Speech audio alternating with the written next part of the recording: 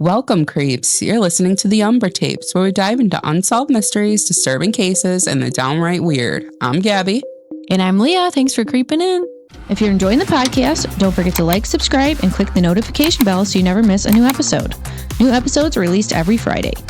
Follow the Umbra Tapes on your favorite social media platforms for sneak peeks and updates.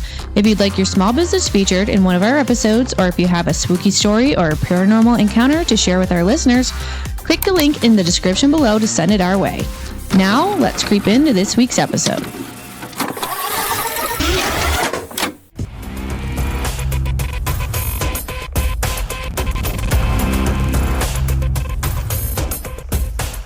Before we deep dive into the Warrens, we wanted to take a moment to spotlight a small business that represents something we feel is becoming increasingly more important. We live in a world where almost everything is digital. Movies disappear from streaming services without warning. Television shows are edited or removed. Music catalogs change overnight. Entire libraries of media can vanish with a click of a button, often without us even realizing it. Physical media is different. A VHS tape cannot be deleted from a server. A DVD doesn't disappear because a licensing agreement expired.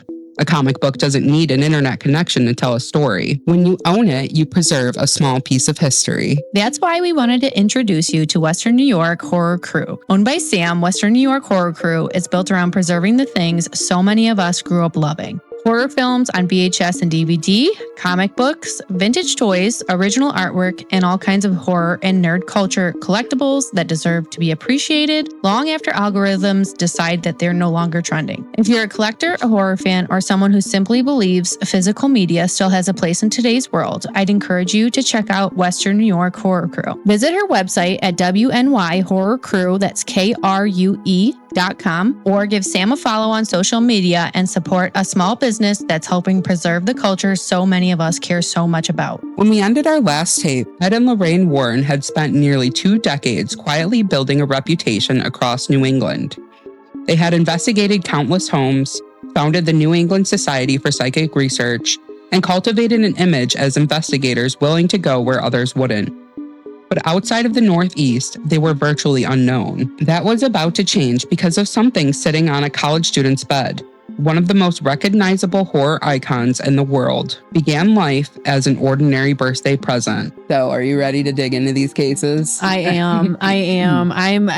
These are like some of the best well-known cases in the supernatural world, and I'm very excited to dive into them because I love them all. I would say this actually bridges far beyond the world of the paranormal, and it goes into multiple horror movies. I mean, yes, the catalog is huge. And I would argue the most famous ones. Yes. I mean, if you everybody knows The Conjuring. Everybody knows the Annabelle doll. Mm-hmm. Everybody. So yes, it's very exciting, and I can't wait to dig into these. Yes, it is going to be a little different because you know a lot of these cases too. Mm-hmm. It's not like you're going in totally blind. Yes. Yeah.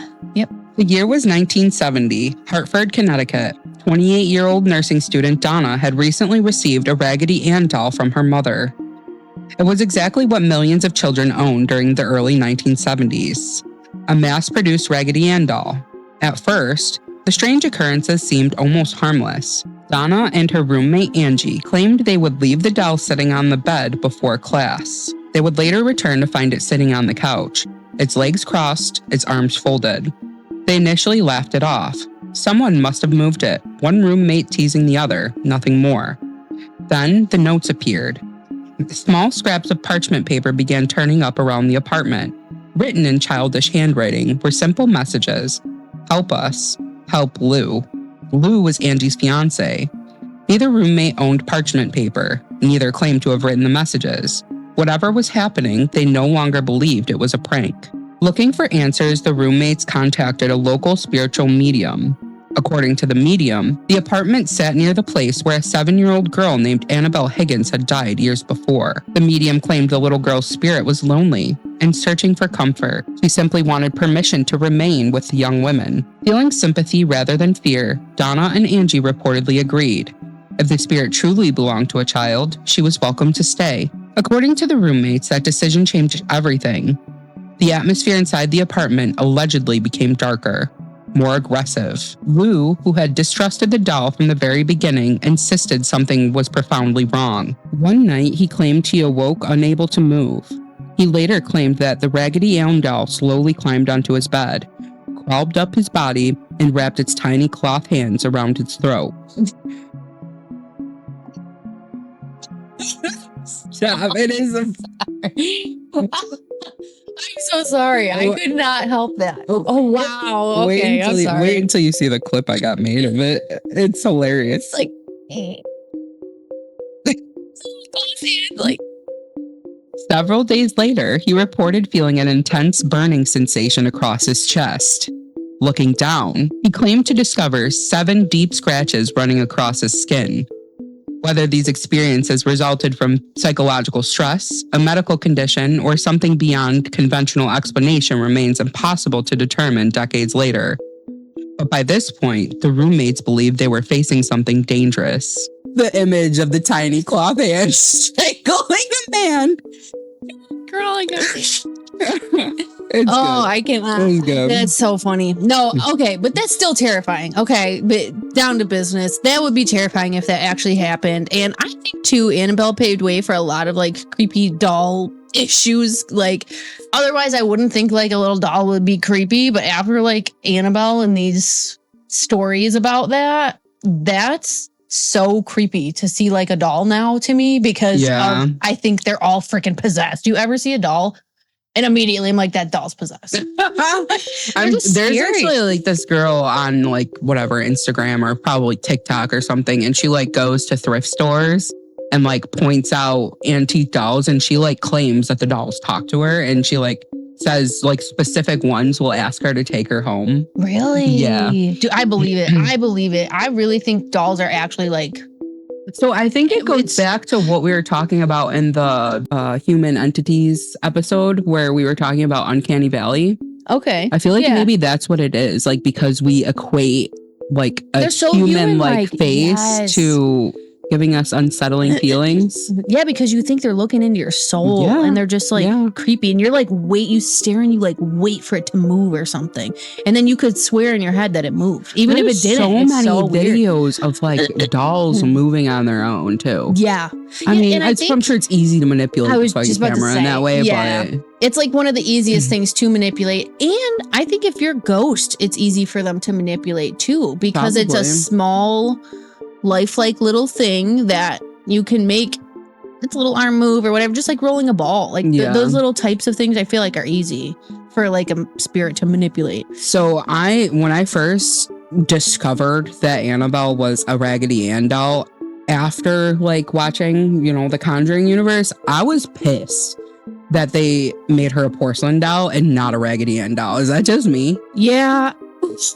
It's weird if you didn't know what the real Annabelle doll looked like and you only like heard about the Annabelle doll from these movies, and then you see the Annabelle doll, you're like, what the fuck? Like, this isn't the same at all. Which do you think is creepier? The original one's probably creepier because they intentionally made the porcelain doll look creepy. Right? Whereas I feel like if it was like a brand new doll, it probably wouldn't be as creepy. But I don't know. Maybe it's just because I know that that's the real Annabelle doll. It's creepier in my head. Yeah, probably. I don't know. I think Raggedy Ann dolls are really cute. So yeah, and they're more innocent feeling like than the creepy porcelain dolls. Like I feel like a Raggedy Ann doll would be like less, like you'd have your guard down more around one of those than like the creepy porcelain doll. Right.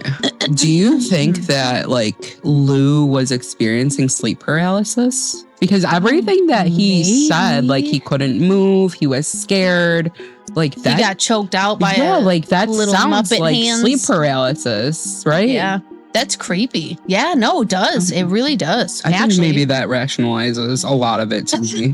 Yeah, and maybe he was just like frightened of the doll, so that's what came to his mind when this was happening, or he was dreaming about it. He was already like awestruck by the doll, so I think maybe that set it off in his head. Yeah, that very well could have been the case. Wow, I didn't even think about that, but yeah, that makes a lot of sense. I see my skeptical mind.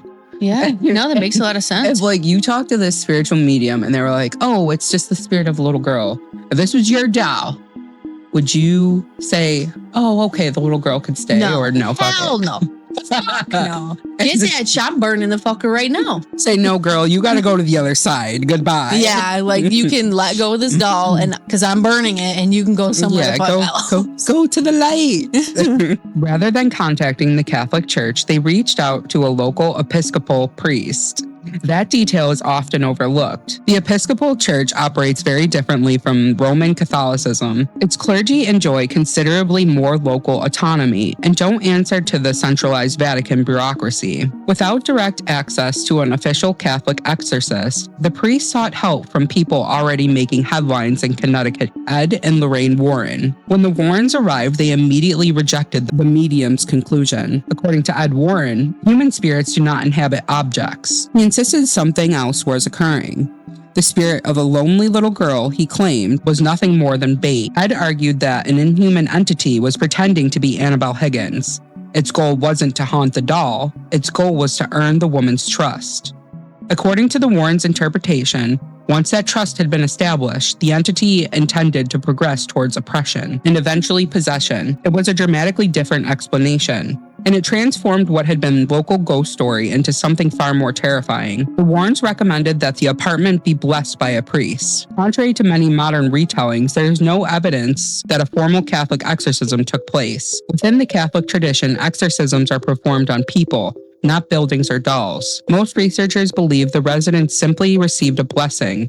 It's a subtle distinction, but an important one. Hollywood would later blur that line considerably. I know it's hard to really find evidence on things like this, but why did he immediately think it was a demon? I was just thinking a similar thing, but more like, why would they immediately want to exorcise a doll if previously it was only done really on humans? Like, why did he, similar to that, why did he just assume that it was something that needed to be exorcised? Yeah. Do you know what I mean? Like, if it was just something manipulating this doll, I don't know what, don't you have to figure that out first? What it is kind of before you do it. He immediately just jumped in.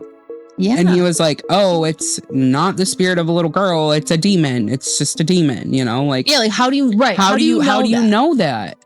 There was no other evidence aside from the ghosts scratching Lou or whatever, writing letters or notes. And it's how do you know it's not just a ghost? Yeah. An angry one, a succubus, even if it tried to, I would even go as far as to say seduce Lou if it was on top of him. Isn't that part of the succubus's? Yeah, they say that's MO? Also linked to sleep paralysis too. Yeah. So maybe Lorraine had some sort of aura about it. I don't know. She probably could come into play in that. I'm sure that would heighten his belief as if she said oh, she's seen an aura on it. Yeah. What I also question is, can Lorraine see auras around objects? Right. Or is That's it just a good question people? too. That's a good question too. See, now in the Conjuring movies, going into that, as soon as she walked into their house in the first Conjuring movie, she said that there was a black mass standing next to the children, and it off-put her. Yeah. But again, that's with the children. That's it's not the human, an object. So it's hard to say though. They didn't specify it was because of the children, but she just said it was present with the children. And it would make sense if the oppressive spirit was linking on to children. But if she seen this physical object, how could she possibly say the object has an aura? I don't know if that's even a physical thing. Can that happen? And not only that, why couldn't they possibly say, oh, it's just a ghost?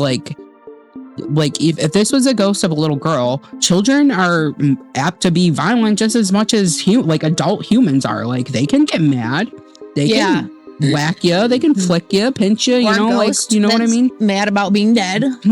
So why can't it just be the ghost of a little girl?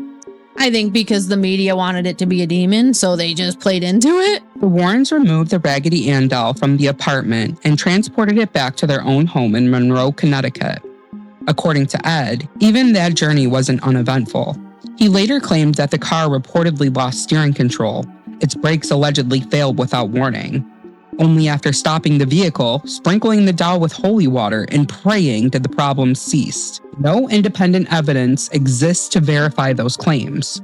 but they became a part of the growing Annabelle legend. Back at their home, the Warrens made a decision that would define their careers. They didn't quietly archive the doll. They didn't return it to the church. They didn't destroy it. Instead, they put it on display. Ed built a wooden cabinet with a glass front. A crucifix rested on top. Across the glass, he placed a simple warning: positively, do not open. Whether intentionally or instinctively, the cabinet accomplished something extraordinary. Psychologists have long recognized that people are naturally drawn towards forbidden objects. The cabinet transformed an ordinary toy into a forbidden knowledge, an attraction. It became the centerpiece of the Warrens' growing occult museum. Visitors paid admission to tour the collection, and every tour ended with Annabelle. Ed often recounted the same chilling story. A skeptical young motorcycle rider allegedly mocked the doll, pounded on the glass, laughed at the warnings, and left. Hours later, according to Ed, the man died in a motorcycle crash. The story has been repeated for decades. No publicly verified documentation has ever conclusively identified the individual or confirmed that account. Yet its factual certainty may not have mattered, because stories, especially frightening ones, have a remarkable way of becoming real in the public imagination. I have a couple of thoughts. Okay. If that actually happened, I can see where even if the two weren't connected and Ed just said that, like, oh, he came here and then right afterwards he was in a motorcycle accident, people would cling on to that like fucking flies on shit. Like they want that to be real so that when they go and see it or they have their own experiences with it, that it makes their experiences feel real too. I just think that people are like naturally drawn to those types of things. So do you think like a motorcycle accident actually occurred? It's so hard because I'm starting to like not trust the Warrens more and more. Oh, girl, we already started. This is just the first thing. If it was just from Ed's mouth, then no. I mean, why? And not if it did. Like that's a really insensitive thing to talk about.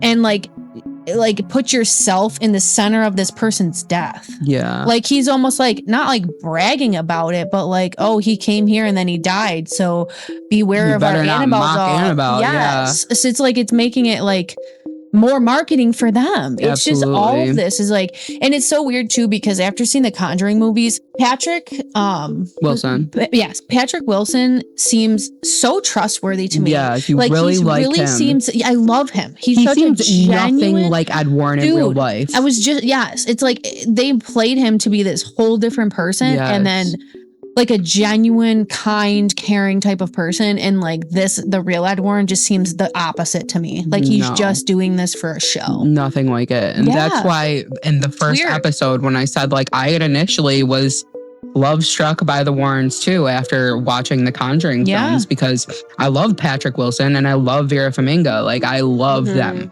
I love her so much. She's amazing.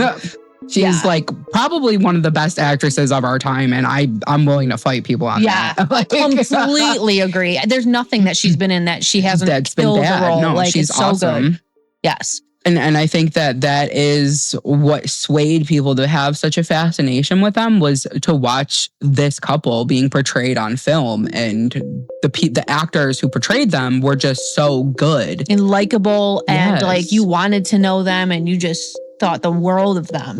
And they don't seem like that. No, to me they don't. In real life. It's weird. Like I can understand having this cool item and having this story going on, and they have an occult museum. Like my own home can be classified as an occult museum at this point. I can understand having something cool and wanting to brag about it and show it to the world. I totally understand that. But when you equate that to someone's death, it's a problem. So I'm totally on page with what you're saying. And not just Annabelle. I mean, that whole entire museum is for haunted objects. Yes. So I'm sure that there's been 1+ deaths linked to a lot of those objects. If that's his claim, absolutely. Right. Yeah. But Ed Warren was literally like the P.T. Barnum of the freaking paranormal. Yeah. Because it is so weird though, because like on one hand you can argue that they genuinely did help these people and they did a good thing by removing these haunted objects or whatever that were causing people grief and causing issues and whatever in these people's lives. Yeah. And then on the other hand, he's such a showman and he is trying to show them off and he is trying to market everything that makes it look cool and better for them. So it's hard. I'm sure like the girls that lived in that apartment, I'm sure they felt better after it was removed either way, because in their head, that was the cause of the problem. Oh, yeah. And so Lou they had removed it. terrifying. And of course, they're going to feel better. That's what they believed was a problem. Fun fact, Matt Rife actually owns Annabelle doll now. Oh, did he? Yeah. Does he? I heard that he was purchasing the Conjuring house, but I think there was something weird going on there with Jason Hawes. I was going to say Jason Hawes actually is going to buy the Conjuring house. Okay. And Matt Rife owns the Annabelle doll. Okay. And currently the estate of the Warrens, I believe it's their son-in-law is actually still owns the Occult Museum. And apparently you can do overnight stays. Oh my God. Yeah. That's crazy. Yes. That's terrifying. I don't know if is that terrifying? Well, first of all, why would they sell the Annabelle doll if it's such a haunted object? I don't know if, I mean, maybe they sold it. Maybe he put up a good ticket for it and they couldn't resist, but I don't know. You would think they wouldn't let it go. No, I would never. If it was that dangerous. Oh my goodness. Yeah, right. I feel like they have an obligation at that point to keep it safe, be responsible for it. Yeah. The Annabelle investigation marked a turning point. The doll itself wasn't historically significant. It wasn't even unique. Anyone could purchase another Raggedy Ann doll at a department store, but the Warrens accomplished something far more valuable than proving a doll was haunted. They created a story that people could instantly retell. Long before viral marketing, Ed and Lorraine Warren had unknowingly built something every entertainment company dreams of: a brand. Annabelle wasn't simply a case file anymore. She was becoming an intellectual property. And before long, Hollywood would ensure the world would never forget. The first thing that I thought of when I was like, okay, this is like blowing up or whatever, and they made Annabelle this haunted doll, was Robert the Doll. Do you know who Robert the Doll is? So he's actually like, I wouldn't say the first case of like a haunted doll, but he's probably the most popular even before Annabelle. Really? Yes. I've never heard of him. He sits Chucky in a museum in Florida. I think it's Cape Canaveral. I could be totally wrong, but it's actually what the Child's Play franchise was based off of. Okay. I've heard of Chucky. Yeah. Okay. So he was based off of that. The Good Guys doll? Yeah. Okay. And I wonder if the Warrens didn't like see Robert the Doll and they were like, oh, like this allegedly haunted doll. And they were like, let's create our own Robert the Doll. Yeah, maybe. And they like found the perfect opportunity when they came across this Raggedy Ann doll. Maybe. They were like, let's go. Something to think about. I'm always thinking like that. If Annabelle introduced the public to Ed and Lorraine Warren, the next case transformed them into household names. It inspired best-selling books, television specials, and decades later, one of the most successful horror films ever made.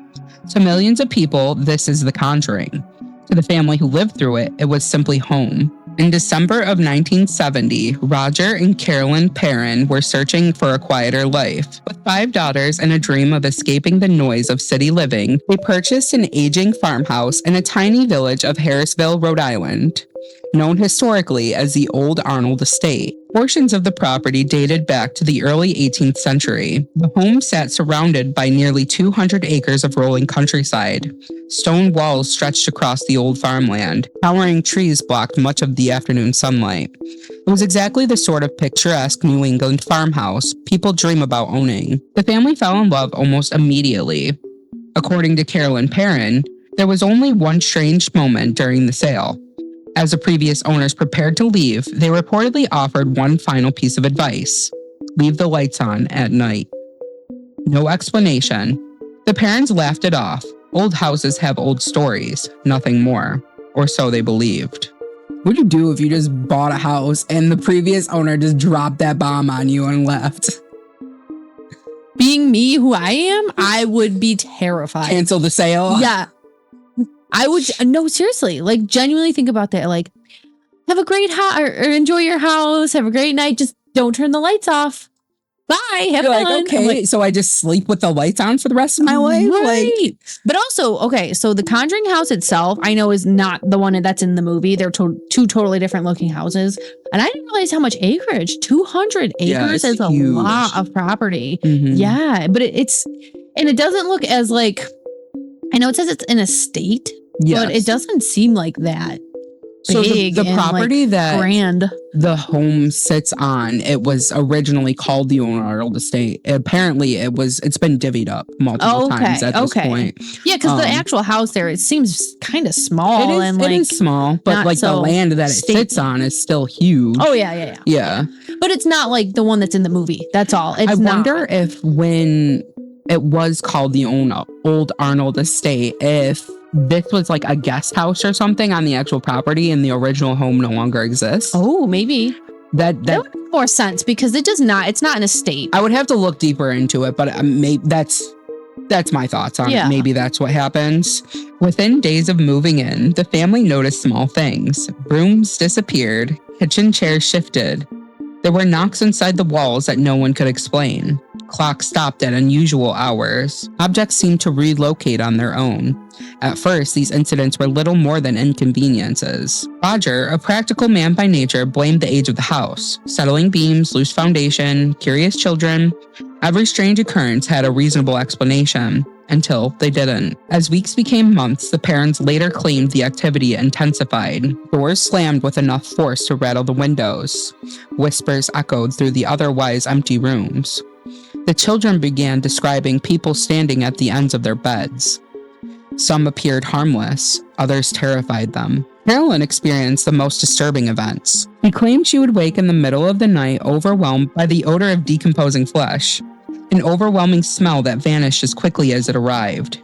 She later described feelings of invisible hands pinching her skin, pulling her hair, and on occasion, she discovered what she believed was a deep puncture wound in her leg, as if something had stabbed her while she slept. Whether these experiences represented paranormal events or psychological stress, environmental factors, or something else entirely has remained the subject of debate for more than 50 years. For the parents, the fear was undeniably real. I just don't understand if all of that was happening to you and your children and it was as real as they're making it out to be, I would not live there. And I understand you can't just like up and leave somewhere, but I would have found a way because something stabbing me in the leg while I'm sleeping and doing all these insane and I see a actual figure in my room and I have no explanation. That's terrifying. So this is the thing that I question the most because Roger, by all accounts, he seems like a very practical man. Yeah.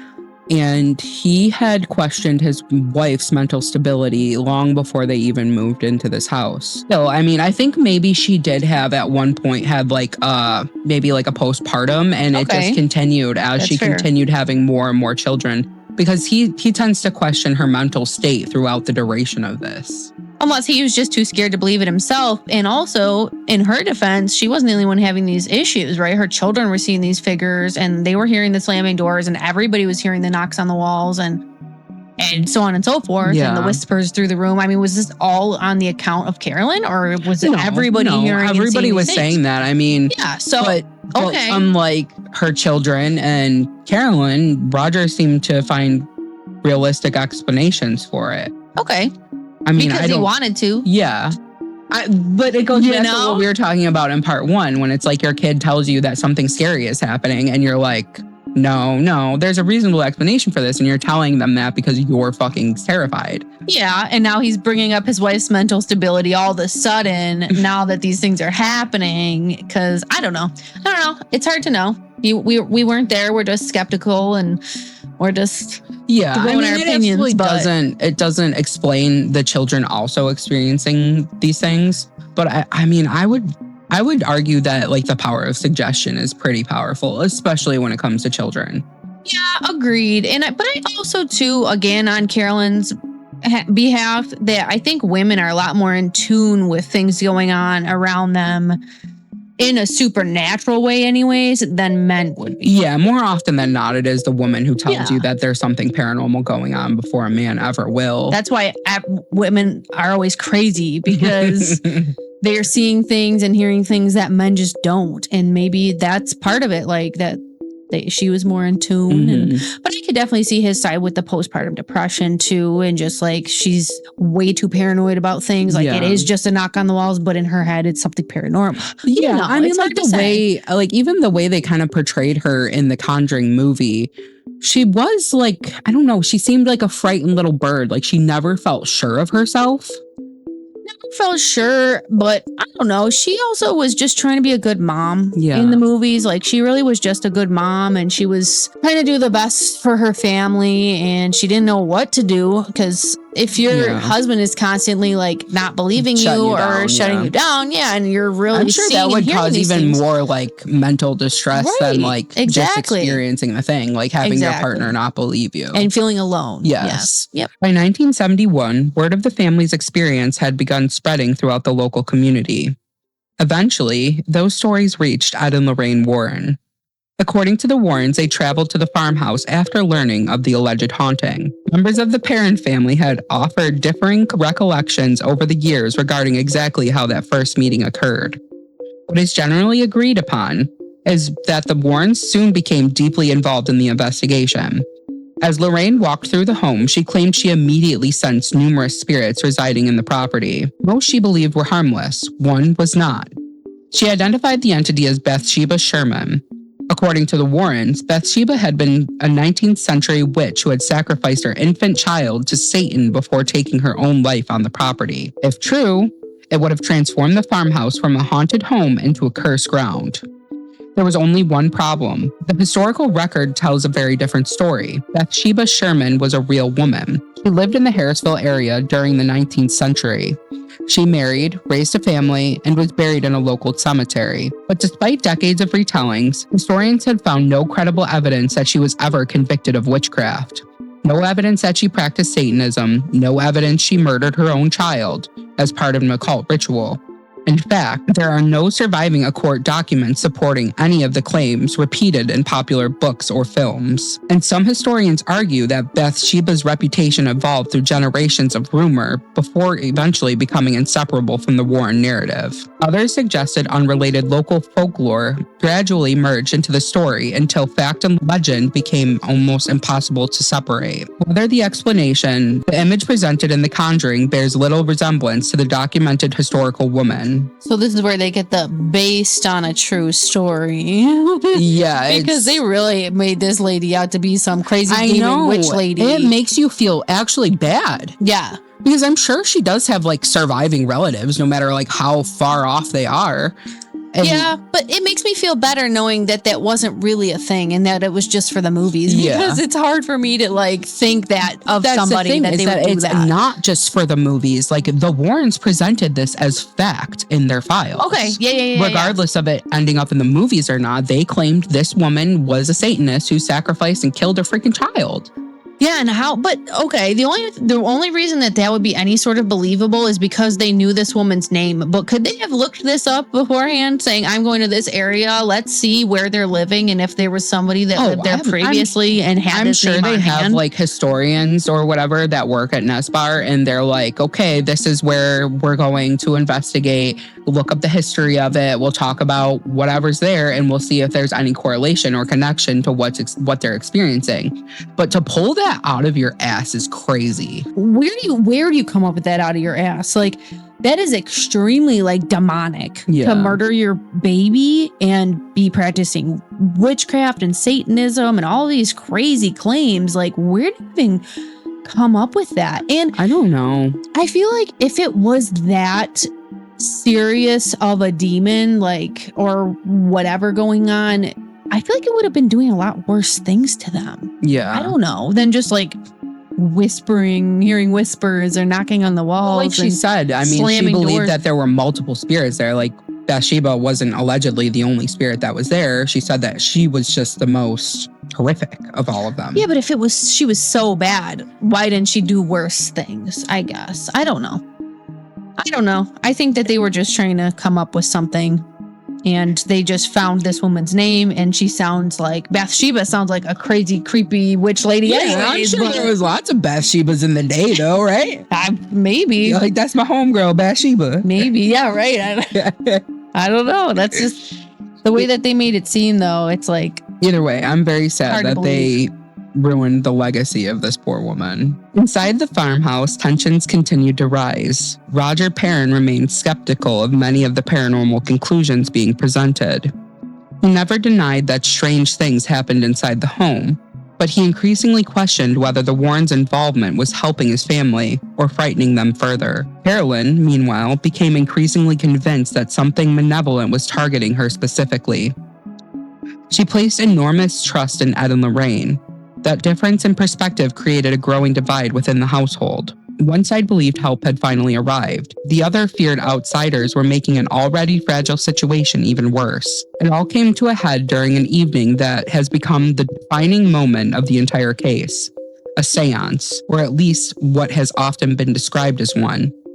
Contrary to popular belief, there is no evidence that the Warrens themselves performed a formal Catholic rite. Instead, they brought in a medium in an attempt to communicate with whatever they believed had inhabited the property. The Perron children were sent upstairs, but children are naturally curious. Years later, Andrea Perron recalled quietly watching through the gaps in the floorboards as the adults gathered below. According to several members of the family, Carolyn suddenly began speaking in a voice unlike her own. Some claimed her chair lifted from the floor, others remembered violent shaking. Still others have recalled the evening indifferently altogether. Like many famous paranormal cases, the details vary depending on who tells the story. One fact, however, remains remarkably consistent. Roger Perron had seen enough. He ordered the investigation to stop. He accused the Warrens of weaponizing his wife's fragile mental state, using suggestion and religious hysteria to trigger a massive hysterical convulsion. Accounts differ on exactly what happened next. Some say he punched Ed in the face, forcing him from his home. Others describe a heated confrontation that permanently ended their involvement with the family. Whatever the precise sequence of events, the relationship between the parents and the Warrens fractured that night and would never fully recover. This gets really messy because we also don't know if the Warrens just showed up at this house. Really? There's questions of if they even contacted the Warrens. See, this is why it's so important to know the stuff behind the movies, because in the movie, Carolyn goes to them and at one of their lectures, right? And, yes. And in real life, that's so crazy. That we don't know if they actually got permission to be there, if they just showed up at their house. I don't know. I mean, I tried looking and there's too many differing accounts. So there's the account of Carolyn, there's the account of Roger, there's the account of the children, and everybody's given a different story. It doesn't seem I'm just speculating here, but it doesn't seem like they really had the permission, because if Roger was that pissed off about them being there and doing what they were doing, it's hard to say that they really wanted them to be there. I don't know. Yeah. I have a feeling if anybody invited them, it would have been Carolyn, because Roger, he already was questioning if it was even a thing or not. Right. That, and if they're pushing his wife to have this hysterical episode and it's not real, but maybe she's paranoid and she's got all these mental issues, I would be pissed off too. Yeah. I guess maybe it's hard to say because we don't really know what Carolyn's mental state was. I mean, if she was perfectly normal before moving into this house, yeah, and then suddenly a switch flipped, I could see there being something unsettling going on. Right. But unfortunately, the way I took it is that the reason why they moved to the country, because city life was just too much for them. Okay, life was moving too fast. They wanted to go and slow down and enjoy their time with their family, because I don't know if they were struggling or whatever, but it does, regardless of if it was mental or not, she was struggling or suffering from something. Yeah. I mean, and if it's believed paranormal activity is attracted to mental turmoil, it wouldn't make sense if something did, come after her or whatever. Yeah, absolutely. It attaches to the most weak, the most vulnerable. And if she was in that mental state, I could definitely see her having the biggest issues with everything. Yeah. Because that just happens. Maybe that's the middle ground that I found in this. Maybe there absolutely was paranormal activity happening, but the Warrens, they've been found to do, over-exaggerated, made it worse. It seems made it worse because, they might have also caused a rift within this family even. Yeah. And they're convincing them that the spirit or spirits, multiple, are in their home. And I would be so fucking on edge if I was told that. I wouldn't be able to sleep. I would not be able to sleep a wink if they were convinced me that was in my home. What I also question is if, like, okay, let's say the seance did actually occur. What exactly was the benefit of it? If she had already known that Bathsheba was there, what was the benefit of a seance? Were they trying to like exorcise Carolyn? Like, why was Carolyn having convulsive episodes? Apparently this happened during the seance. There was no blessing, no exorcism, nothing like happened in the movie, like when they were exorcising the demon in the basement. Yeah. That did not happen. Apparently what happened is they had a seance. And before it could even go to that level, Roger kicked them out. See, that's wild. Because how did she have all these this episode if they weren't doing an exorcism or anything like that? Like, where did this? Apparently, like I've seen Haunting in Connecticut where they have these like ectoplasm like seances, but if there wasn't, I don't know. What is seance? Doesn't a seance like invite the spirits like to like come through you and talk through you? So I mean maybe it was taken like the spirit took over Carolyn and was possessing her. I don't know. Maybe. That's still scary though. Like if she's like a vulnerable like person, it's irresponsible what they did. Yes, I believe so. They didn't offer like psychological help or here's the number of a good therapist or here we'll give you resources to move. Yeah. How about that? Yeah. That'll help these people. Yeah, absolutely. Anything other than just extorting them and making a show of their woes. Yeah. You know? For the Perron family, the haunting became a painful chapter in their lives. For Ed and Lorraine Warren, it became something else entirely. Over the following decades, the Perron investigation became the centerpiece of countless speaking engagements. Slides of the farmhouse appeared before packed college auditoriums. Stories of Harrisville became staples of paranormal television. Then, in 1980, author Gerald Brittle published The Demonologist, introducing millions of readers to the Warrens' version of events. The case that had begun inside an isolated Rhode Island farmhouse was no longer private. It had become public mythology, but the greatest financial reward still lay decades ahead. Because somewhere in Hollywood, producers were beginning to realize that ghost stories could become blockbuster franchises. That's so bullshit. That is so bullshit. It almost makes you feel bad for liking The Conjuring. I don't know. I feel bad for like the real families of this because they were so fucking exploited, it seems like. And this was their real lives. And I don't know. I guess it's hard to say what I would do in that situation because depending on how much money I had in my bank account, I might let some people come and see it for the price of like $20. Like you can come into my house for like $20. But like that's also like if they didn't want anything to do with this stuff, like they're just like ruin their lives. They ruin their lives. They can't like. It would be one thing if they just like took artifacts from allegedly haunted homes and put them in their museum. Yes, but they came in and they interfered with people's lives. Interfered with their lives, exploited them for money, and then left them to like pick up the pieces if they even could do that. Yeah. I did have a question though about the demonologists. Were the Warrens helpful in writing that, or did they just like give them this guy like the stories and then he kind of made his own book? Like how did that get? Basically through all the authors that have written books for them, and there's many of them, they give them their case files and then they talk them through their case files and the events that occurred, and they interview the families. This comes up in another book that was written about it and how there was conflicting details. And wait, was the demonologist only the Warrens account, or is it multiple accounts of? No, it's the Warrens accounts. Just the Warrens? Yes. Okay, so this was like made by an author through the case files of the Warrens that they approved him to go through and compile. It's like a sanctioned author who does compile information and writes a story. And they approved of it all, and it's they're okay. I'm just curious. Like I said, this comes up a lot because there's a lot of Warren books. Another thing that I'm still back and forth with on The Conjuring is if Bathsheba was a real person, how is she a demon?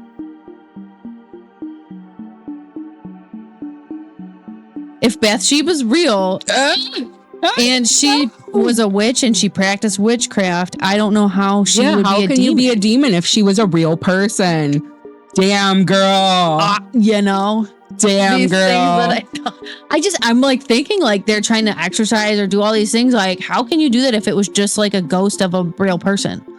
Facts. You just poked a whole damn hole in they plot. I just don't get it. They're just trying to come in and exercise the air. Like, you don't even have, I don't know. Didn't even think of that one. I mean, I had lots of holes to poke in their little theories here, but that was not one of them. Yeah, I don't fucking know. That's crazy. I mean, like, so far, like, me personally, I have not seen any evidence of the paranormal. Like, have these people actually found any evidence of the paranormal? You mean in The Conjuring? Oh, just like the case files that we've gone over so far, like Annabelle and The Conjuring. Like, did you see bunch of drunk kids that moved their doll by accident? And also, dude was having sleep paralysis, 100%. And then Lou was writing some creepy shit like, help Lou, even though... maybe he was trying to encourage them to get rid of the doll by like creeping them out even more. Maybe because it was like succubus in him at nighttime. They're like, well, I'll just let them get rid of it so I don't look like the bad guy. Regardless, either way, like so far, the only case that the Warrens were actually called to was the Annabelle case. Before The Conjuring ever reached theaters, before audience packed cinemas to watch Patrick Wilson and Vera Farmiga portray Ed and Lorraine Warren, there was a complicated legal question that they had to answer. Who actually owned the story? At first, the answer seems obvious. The Perron family lived through it. Surely the story belonged to them. In reality, the path from the farmhouse in Rhode Island to Hollywood soundstage was anything but straightforward. For years, the Warrens had lectured extensively on the Perron investigation. They discussed it during interviews, included it in books, presented photographs and recordings during the paid speaking arrangements. Giving a lecture when producing a feature film are two very different legal matters. A movie studio doesn't simply purchase a ghost story, it purchases rights. By the early 1990s, an independent producer named Tony DeRosa Grund became interested in adapting the Perron case for the screen. He recognized something that many producers before him had overlooked. Owning Ed and Lorraine Warren's investigation wasn't enough. If the film intended to portray the Perron family as real people, their cooperation was equally important. Without it, the production risked legal challenges over the family's likeness, experiences, and personal accounts. So DeGrossa Grund traveled to meet the Perrons directly.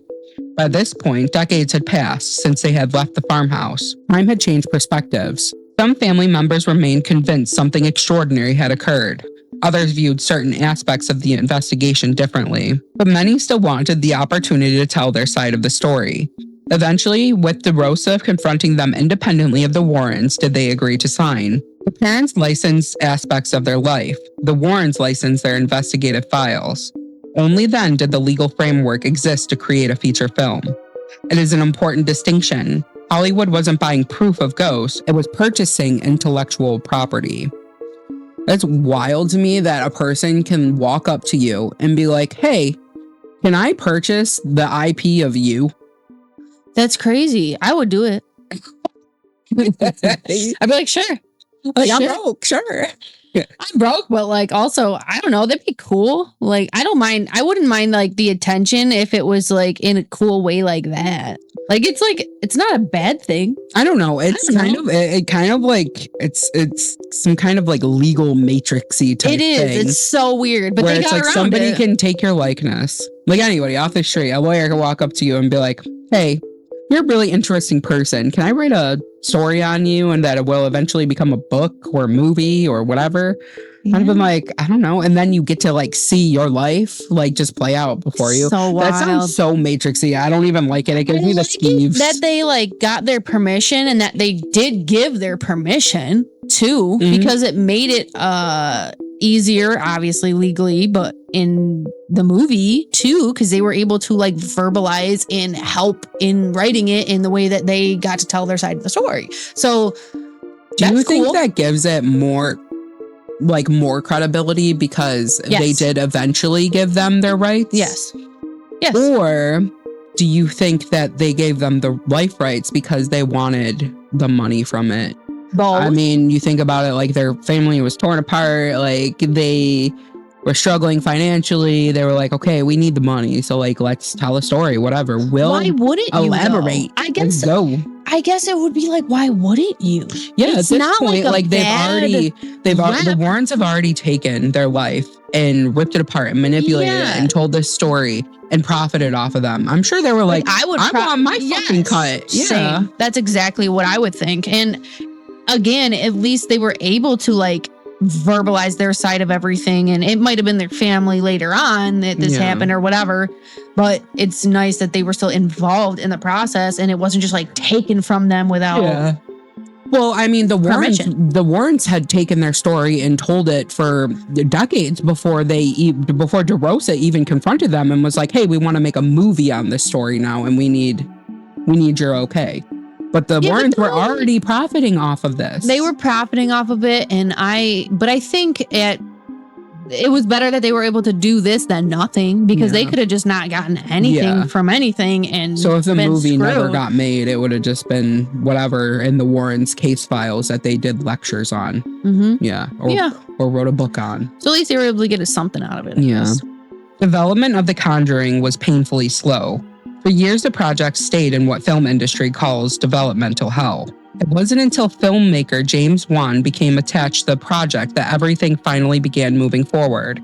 Released in 2013, The Conjuring became a phenomenon. It was produced for roughly $20 million. The film grossed more than $300 million worldwide. Critics praised its restraint. Audiences embraced its terrifying atmosphere. And almost overnight, the Conjuring universe was born. Sequels followed, spin-offs, merchandise, theme park attractions. That one got me. What had once been a single case file in the Warrens' archives had become one of the most profitable horror franchises in cinematic history. For many viewers, the film served as their first introduction to Ed and Lorraine Warren. And because movies often become more memorable than history, the fictionalized versions of the Warrens gradually replaced the real ones in the public imagination. Patrick Wilson and Vera Farmiga weren't simply portraying characters. For an entire generation, they were Ed and Lorraine Warren. I remember when The Conjuring first came out, and I thoroughly enjoyed it because it was like this reintroduction of like the Victorian ghost story for modern audiences. And there was something very compelling about it. It did feel like believable. It felt real. It felt grounded. It was super reserved until it wasn't. Yeah, and I think that Patrick Wilson and Vera Farmiga, they absolutely gave so much life to them too that they wouldn't have had otherwise. Like, no. I think those characters, like, heavy on they were Ed and Lorraine Warren, because they were great like actors, and if anybody else played those two characters, it would have probably been trash. I think so too. I don't think anybody else could have played that part. And they just did it so well and so believable. And she's got such like artistic abilities as far as like her emotions and like how intertwined she becomes with her characters, that you believe that they really are them, or that she is them. I mean, she did work very closely with Lorraine Warren. I love she does capture a lot of her, like, of Lorraine's mannerisms and the way she dressed, the way she talked. But I don't know, Vera is like, her acting like just exudes emotion. Like she just like has like filled eyes no matter what she's talking just, like, about. Kind eyes, I think. And she's such a comforting like presence. I feel like when you look at her, like she is the one that makes you feel comfortable when you're in this like terrible situation. And they come in, and even Patrick Wilson, of course, in The Conjuring 3, I believe it was, or no, I'm sorry, the one that was in Britain. That's Enfield, so Conjuring 2. 2, okay. That one, when he comes in and he plays Elvis for the kids, and it's just like you just want it to be there. Know for a fact Ed Warren did not do that. Right, exactly. Stop. Exactly. But they played them so well that it made you fall in love with these people you didn't really even know who they were. Yeah, I didn't know who Ed and Lorraine Warren were previous to this. No. And I had known about Amityville and all that. Yeah. All their other cases. I mean, not all of them, but I had known about a bunch of them. Yeah. And that was Ed and Lorraine Warren to me. I would definitely say that The Conjuring introduced me to Ed and Lorraine Warren. But again, I knew Annabelle and I knew Amityville. Yeah. If the movies weren't around, I don't think that they would be, like, they were popular when they were live, but nowhere near to this degree. It is. Absolutely not. Right. And I mean, it was a great film. I just question if it needed sequels. Because it would have like survived on its own, I think. I don't think it needed a 2. It definitely is a 3. It didn't need 4. $300 million, I would have made a sequel to. Yeah, I mean, Hollywood definitely cannot resist that. They can't. Yes. But they also had so many cases that were easy to make these spinoffs for. And they freaking did it. They did it. They made every freaking spinoff they could make. It was easy at that point too, because like they had already laid the groundwork for it, writing the books too. And interesting cases. It's not like they're just boring, plain old schmain old cases. Like, are they interesting because they embellished? Yes, but otherwise, like they basically like wrote these stories for the movies. Like, I feel like this was like maybe subconsciously their end game. Like, this is what they wanted. They wanted to put these out there as much as possible. And if Lorraine was working side by side with Vera, then they wanted this to happen. This had to have been like a plan from the beginning. I mean, I remember watching, it's like a super old 80s movie, and it was based on a Warren's case too. Okay. So they're too interesting not to share with like the world. Even if they embellish them, like it's still interesting in not only the paranormal aspect, but like psychologically and spiritually and all these different ways where people are super fascinated with the macabre and things they don't know. And they really just laid the groundwork and made it so easy for these things to be like interesting for people to get into. It kind of reminds me of like Stephen King. Yeah. Where like he writes these books in such a way that it almost like you can visually see it, and it translates very well to film. Yeah. And I won't say all of Stephen King's works translates well to film. Yeah. I mean, The Shining being one of them, but the way he wrote was very visual. It made you conjure up almost to the point it was writing. Too much. Yeah. Like he goes off on these crazy tangents my God, where dude, you're like talking about, go back to the story here. He would be like talking about like he was having a conversation with his father, and there was a coffee mug on top of the newspaper, and the way the newspaper curled reminded him of the way the wind blew through the trees when he was 3 years old, and he was riding his tricycle down the street, and then the smell of cotton candy peaked. Like he's so, but it's wild. Like, he's such a visual writer, though, so it's great that's probably why they are so easy, again, like you said, to translate onto film, because you can just picture yourself in the moment and be so like enveloped in the stories. So I think the Conjuring very much helped with that. Yeah. Like, or did a similar thing. Like I said, I agree that The Conjuring works. I just do question the sequels. And maybe it's because they did like elevate. They kept elevating. They kept getting crazier and crazier and crazier. And you're like, all right, like more unbelievable. Did anything happen that was just like a ghost came and they just, they were able to get rid of it? You are very jaded towards like jump scares. I am. Yeah, absolutely. But I'm not. Jump scares, dude, nope. They get me every time. I know it's coming too. And they still get me every time. So I am very like jaded on like the classic horror tropes, but I don't know. I like the story. I like the psychology of it more than anything. Yep. I think the one that got me though in that movie was not even just like is it the Hat Man? Or what's his name? Which one? In the second one. The Crooked Man. The Crooked Man. Yeah. I thought that would have made a very interesting story, and they never got into it. Yeah, because that was kind of where it lost me, because I don't know why this man was in there, because it wasn't just the Crooked Man, because the whole story was about this old guy that was being like manipulated by a demon that had died in this chair, and then this old guy was the one that was manipulating the girl, and it just kind of lost me with the Crooked Man, because I didn't know where he came into the story. Like they didn't need to add that. I think what they did with the Crooked Man, the reason why they put him there is like in the first one with the music box. They were like, oh, we had this music box and it really creeped people out. So we're like, oh, let's elevate that with the second one and be like, here's another music box, but this one's visual and we're going to create a story behind it. I just didn't think they needed to add that. I think they were going to spin off and it just never happened. The Crooked Man? Yeah. That would be a cool spin off.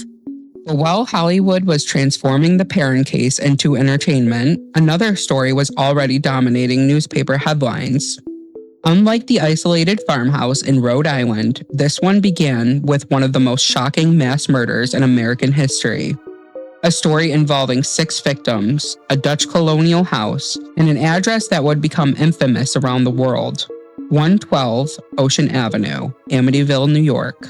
But that's a story for the next tape.